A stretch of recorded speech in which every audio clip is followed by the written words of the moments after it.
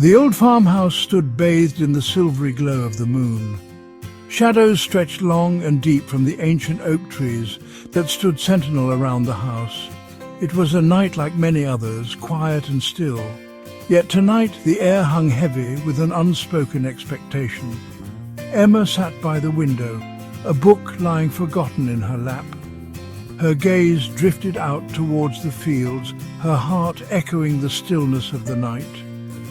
The silence was broken only by the gentle tick-tock of the grandfather clock in the corner, a constant reminder of time's relentless march. A log fire crackled in the hearth, casting dancing shadows on the walls, but it did little to chase away the chill that had settled deep within Emma. It was a familiar feeling, a sense of something missing, a void that had lingered for years.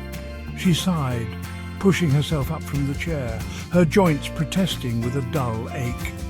Her faithful golden retriever Charlie stirred from his slumber at her feet, his tail thumping softly against the wooden floor. "Come on, boy," she murmured, her voice heavy with a lifetime of unspoken emotions. "Let's get some air." Charlie rose, stretching languidly before following Emma towards the door. He was getting old, his muzzle dusted with grey, but his eyes still held the same warmth and loyalty that had been her constant companion for all these years. They stepped out onto the porch, the cool night air washing over them. Emma drew her shawl tighter around her shoulders, the scent of honeysuckle and night-blooming jasmine filling her senses. The moon hung high in the sky, casting an ethereal glow over the fields that stretched out before them. Emma closed her eyes, taking a deep breath, trying to identify the source of her unease. There was a strange energy in the air tonight, a palpable tension that seemed to vibrate through her very being.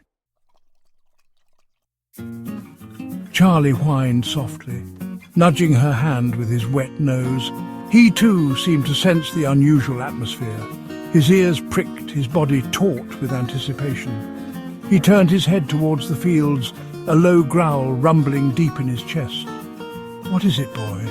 Emma whispered, her hand resting on his head. "What do you see?" Charlie barked once, a sharp, insistent sound, then turned and trotted off the porch, disappearing into the tall grass at the edge of the fields.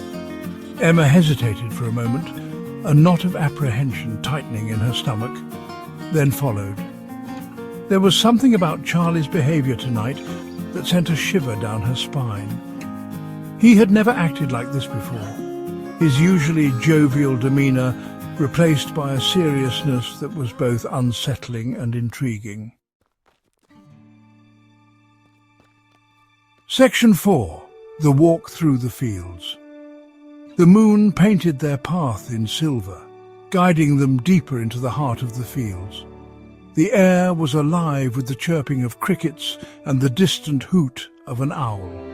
Emma shivered, pulling her shawl tighter around her, the silence of the night broken only by the soft rustling of the grass beneath their feet. They walked for what seemed like an eternity, the farmhouse a distant silhouette against the moonlit sky. Emma had no idea where they were going, but she trusted Charlie implicitly. He had never led her astray before. As they walked, memories flickered through Emma's mind like fireflies in the night. Memories of her childhood spent on this farm. Memories of a time when life was simpler. Memories that both warmed and ached with a bittersweet longing. Section 5. The Old Oak Tree and the Collar.